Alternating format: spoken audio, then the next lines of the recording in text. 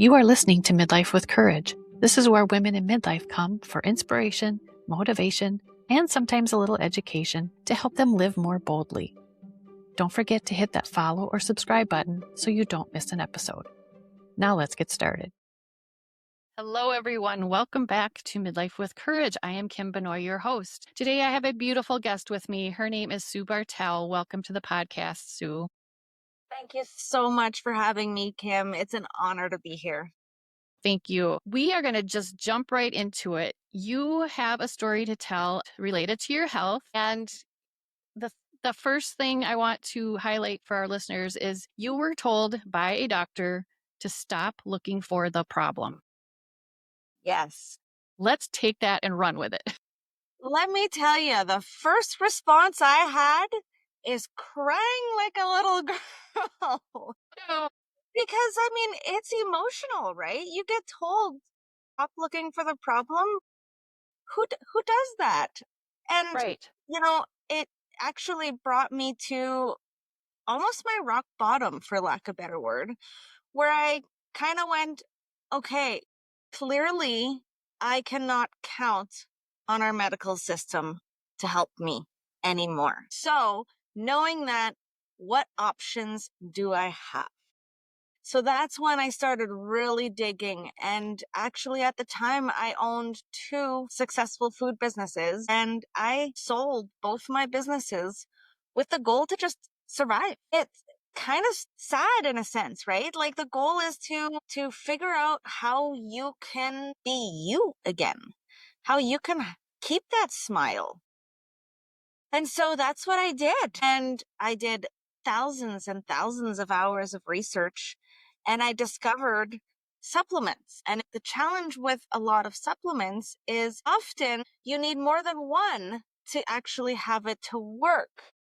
And we don't know these things. We're not told these things. So when I started putting these supplements together, and it's completely transformed my life, this is when I got to the point in which I'm like, well, let me talk to other women, because I really thought I was the exception to the rule. I thought I was a regular girl with irregular problems. But then as I started talking to other women, I realized, holy smokes, the amount of women that felt the same way I felt was just unreal. We just all suffered in silence. Right. And that's when my new business started. Yeah. So let's just go back a little bit. Tell us about, whatever you want to share with us, why were you looking for help? What kind of symptoms were you having? Just to share that with the listeners. At 38, I had a hysterectomy because, like many of us, I had challenges with my cycle. So I was, for some TMI for you guys, I was bleeding so heavy I couldn't leave my house. I would triple layer, and within 10 minutes I had to go do a change. So you just had no life. So I kind of sat there and I went, okay, well, the only option for me was hysterectomy, because my body didn't accept birth control pills like the average person does. So I had a hysterectomy, but at that point, no doctor told me that it would put me into instant menopause, that I would potentially have different side effects, that I would have other problems. So I was completely oblivious. Mm-hmm. And then so within a month, I had been back in the ER 3 times already after my surgery, with stomach pains and gut problems and bladder infections and just complete exhaustion. And I was, what's going on? What's going on? And they kept telling me there's nothing wrong with me. There's nothing wrong with me. Everything looks normal. And I'm like, okay, but I was in so much pain at some points I couldn't even walk. And they're telling me that everything is normal? Like, unreal. So that was kind of the start of the downward spiral for me, for lack of a better word. And I didn't even know what perimenopause was. I didn't know. Yeah. So they must have taken out your ovaries as well as your uterus? So they left my ovaries, or at least they told me they did, but who knows? I just asked because usually if you take everything out, slam bam into menopause, and that is not a fun thing to go through, obviously. Yeah. So, Yeah. yeah. Oh, yeah, exactly. With you being a nurse, you would have a little bit more information. But I mean, the doctors, it was really a really strange scenario because at the hospital, the surgeon came back while I was still under anesthetic to tell me how the surgery went. And then I never saw the doctor again. That So always bothers me I because I've had 2 surgeries in my life, and yeah, you're not even awake yet, and they're all telling you all this stuff. Like, okay, great, write it down because I'm not going to remember this.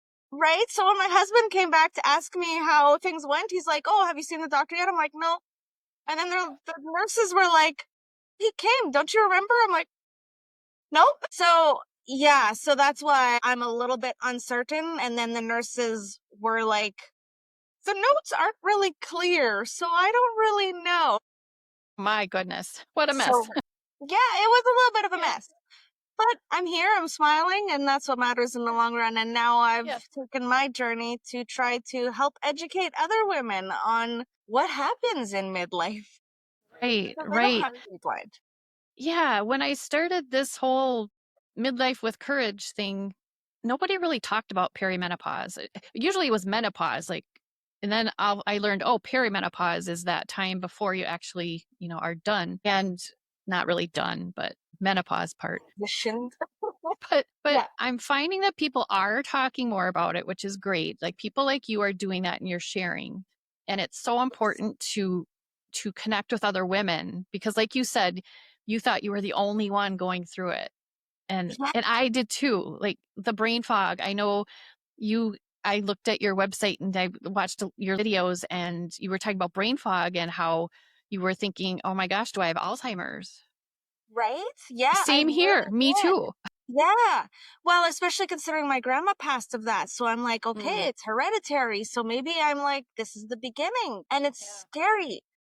And then when we're afraid, as women, as young girls, we're taught to kind of keep peace, keep silence, keep pushing forward, be strong, don't be vulnerable, don't show weakness, which are, don't get me wrong, all wonderful things.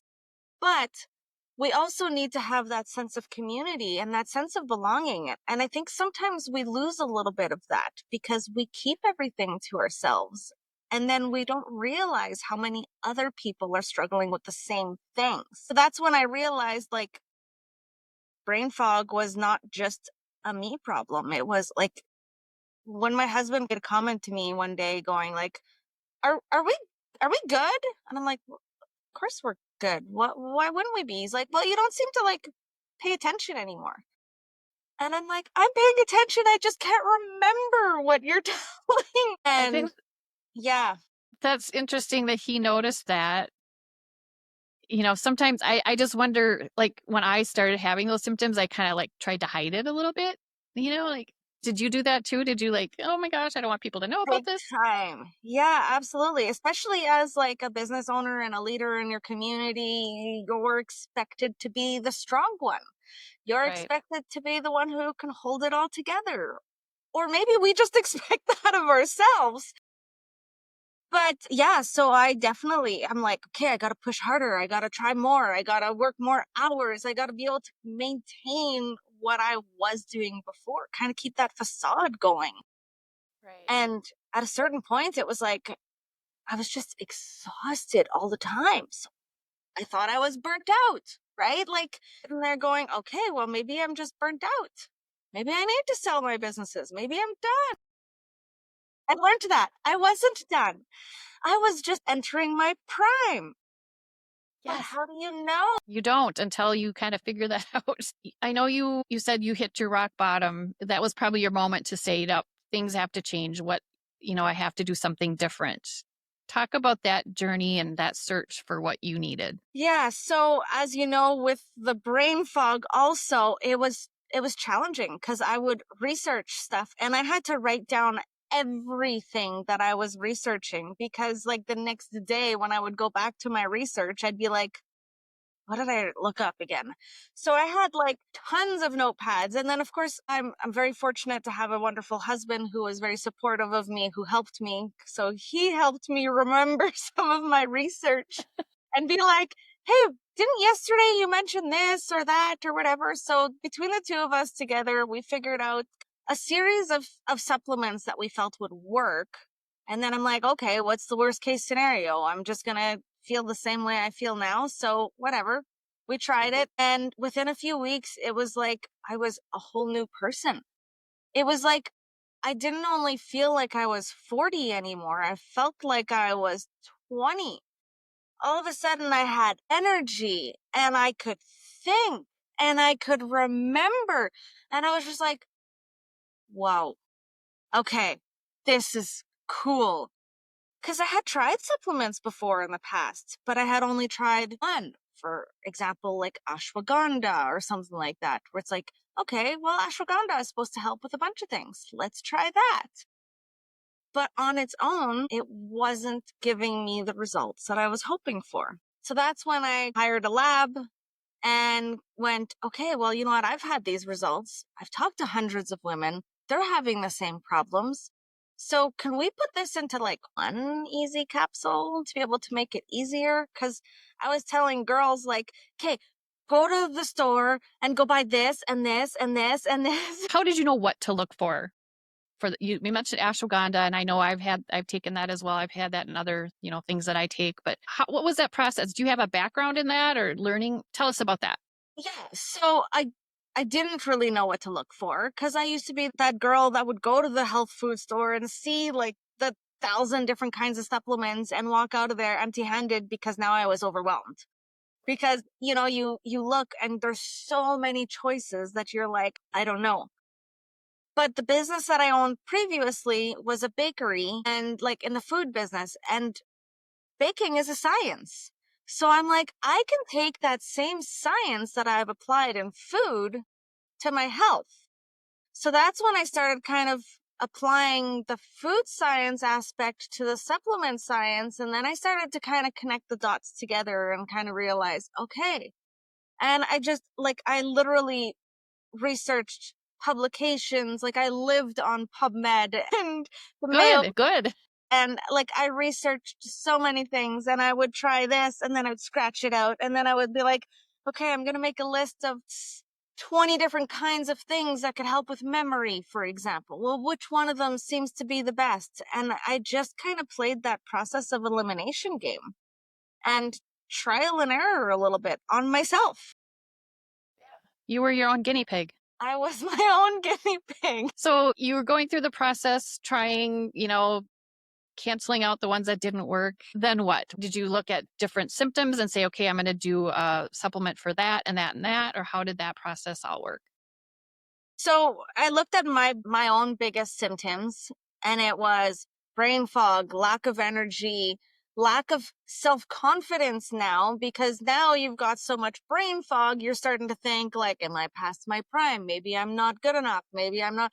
And you start doubting yourself. And then the person that you were almost is just gone, right?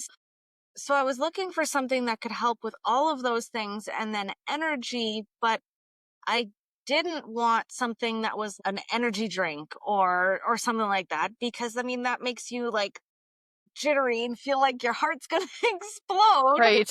So I'm like, how do you do all these things? So I put all those, I have 8 ingredients in my supplement that gives you the help with the cognitive, the mind, the energy, the mood, the self-confidence, the calmness, so you can sleep better at night. It even actually has strengthened my hair and my nails, which is an amazing bonus side effect, which I wasn't expecting. Yeah. And then to me, the biggest part outside of being able to think clearly again is the fact that I have my confidence back. The fact that I feel like myself again, right? Like, and that's just what I want for all women in midlife. Like your whole purpose is about being courageous, right? And so I'm not here to push my supplement, for example, but I'm here to push getting yourself back, getting that courage, getting to being your best self, allowing yourself to follow your dreams. That's what I'm truly passionate about. And for me, I needed a supplement to help me get there. Yeah. Just like a little boost to get to where you want to go, basically.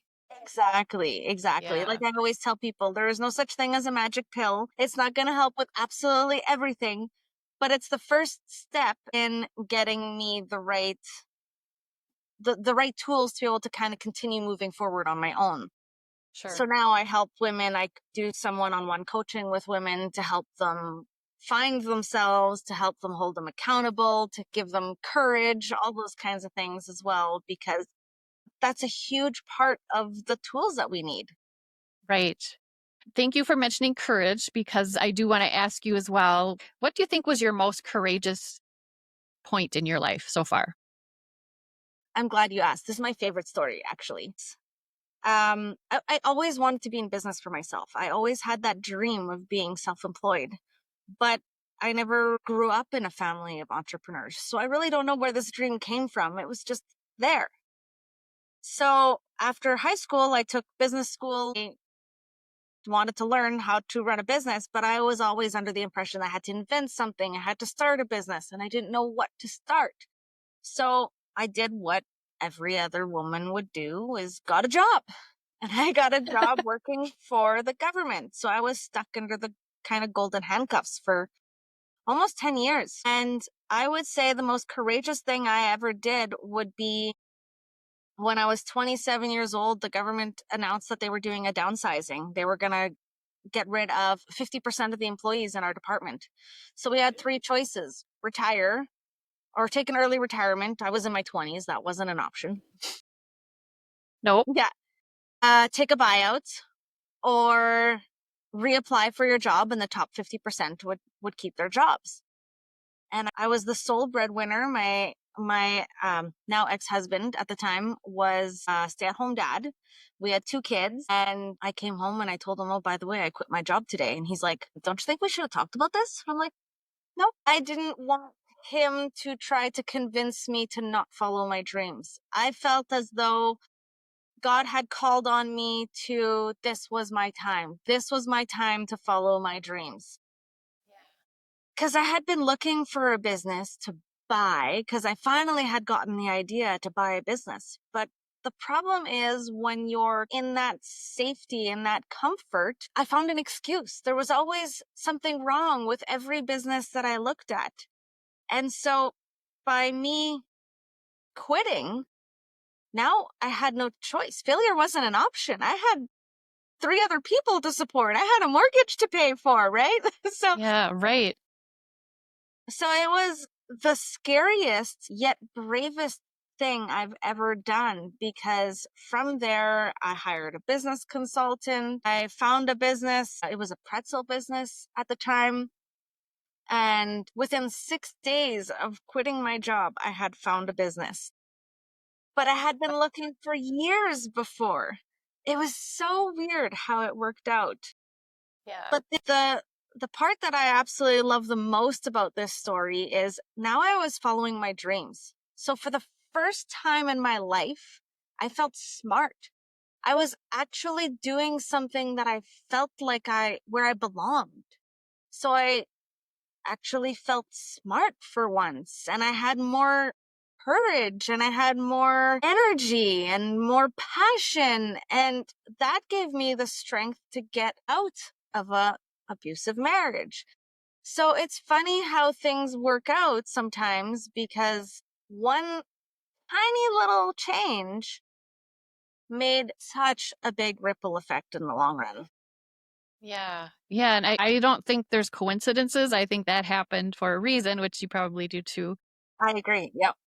It's amazing when something like that happens and you don't realize consciously that it was the right thing to do, but your body knows and your energy knows, and you just are like, nope, I'm quitting and I'm doing this. And then things just happen, like you said. I think it's just such a cool thing. Really is. And this is something that I actively help women do on a regular basis is, I'm a woman of faith. I believe in God. I believe God was the one who guided me through this. I believe he was the one who told me to take that leap and not be afraid. And how hard is it to not be afraid? Just that on its own is an accomplishment, right? Yeah. So I help women find their goals and their dreams, because sometimes we forget, especially in midlife. We spend our whole lives being moms and wives and working, and we focus on everybody else, that all of a sudden, like, now my kids are older. They don't need mom anymore. Not like they used to. Right. And so we tend to kind of not only have crazy hormone changes, but our whole identity and our whole life changes. We're not the mom we used to be anymore. There's so much to unpack when we get to that 40-ish age range. It's, it's fun. Fun. Yes, Scary. fun. It can be, right? Like it's all, yeah. So it can be super scary and it can be super fun. But I mean, if you charge towards it with a positive outtake, then it makes this challenge more fun. Because when you're 40, for example, or in your 40s, you have the wisdom, you have the brains, you have the years of experience, you have the charisma, you have so much more going for you. And then we get hit with brain fog and all these other things. It's not fair sometimes. Like, you just are coming into your own, and then hot flashes and brain fog and anxious and all the stuff. Like, come on, this is not okay. But if you figure out a way to be able to kind of reduce or eliminate that side of it, then all of a sudden you become the strongest you've ever been. And it's your time to shine. Yeah, I love that. And I love that you're helping other women do that too. What do you think the most challenging thing is for women in our age range? Probably being vulnerable and speaking up, right? We all have challenges, as we know. We know that there's difficulties with the healthcare system. You know, so often we finally have enough courage to speak up. We go to the doctors and the doctors tell you there's nothing wrong with you. Your labs look normal. And you just walk away feeling like maybe I shouldn't have spoken up, or you feel deflated, or you feel like you're going crazy, which is even worse. So it's like you finally get that courage to speak up, and then you get knocked down. And then you try to find that courage to speak up, and you get knocked down. So I think speaking up is probably one of the hardest parts. Yeah, I would agree with that. And one of my big themes in my whole life is do your own research, keep asking questions. And you definitely have done that and built a business with it. And but also helping other women is, the main thing. And helping yourself to feel better and overcome that fear and that, oh my gosh, I'm going crazy feeling. So It like, and I sit there and I think, like, if I can help just one woman, feel like themselves again and have the courage again and feel like they aren't going crazy or that they have that ability to push forward, then I've succeeded in life, right? Like, I don't know. I think we always think like to do everything and it's this big mountain and we feel like we can't accomplish it all. But really, if we help one woman and that one woman helps one woman, the power behind that, which is why I love what you do so much too, because you help people find that courage for themselves and for others. And it's so important and empowering. it is. It really is. And the courage is already there. We just have to bring it out again. The Totally. courage, the confidence, you had it before, you still have it, but somebody or something made you push it down and ignore it. Now we're going to bring it up and just connect with each other. Yeah, love it. You are speaking my language. Yeah. And one thing I say to women all the time when they think they don't have the courage would be like, if you were talking to your daughter or your best friend or your mom, would you tell them to just accept the way they're living? Or would you try to encourage them to push past whatever boundary it is that they're stumbling through? You would, of course, tell them to push through. So why do you treat someone else better than you treat yourself? Exactly. Well, through people like you, we are helping to change that. And I love that. So thank you Yes. for all of that. Thank Yes. you. So why don't you tell us if our listeners would like to get in touch with you or find you? As you listeners can probably tell, she has a Canadian accent. She's from Canada. Tell us where we can find you and your supplements and your coaching. Yeah, so my coaching you can find at suebartel.com. So SUEBARTEL.com. And then my supplements can be found at myunmess.com. So MYUNMESS. So the purpose behind the name is I work towards helping women unmess their lives one step at a time. One small little actionable step. That's kind of the cue behind the word. I love that. Thank you. And then I'm on social media at myunmess. My Unmess. Okay. We'll put that in the show notes for people. I love that you're helping us unmess our lives. Yeah. That's awesome. Love and it. you know what? The reality of it is no matter what, no matter how much you've accomplished in life, life is still messy. You cannot completely unmess life.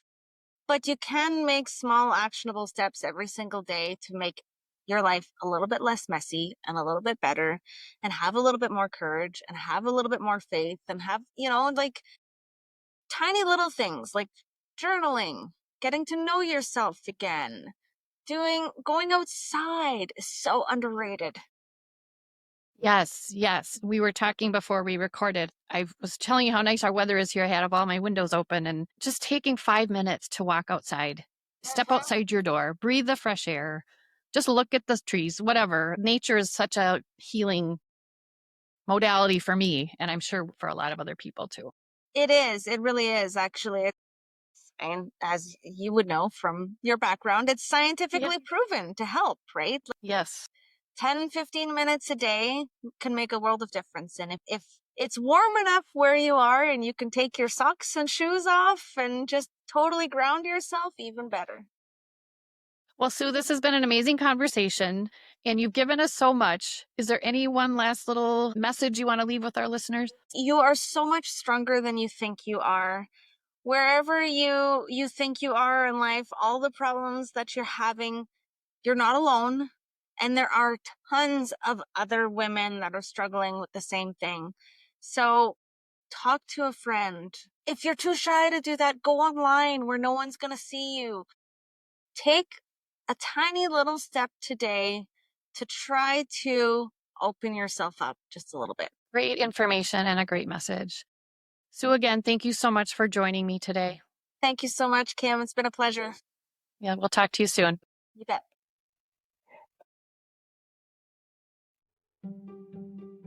Thank you for listening to Midlife with Courage. If you liked what you heard, I would love it if you would leave a review, or even better, send a link of this episode to a friend. Until next time, take care of your beautiful self.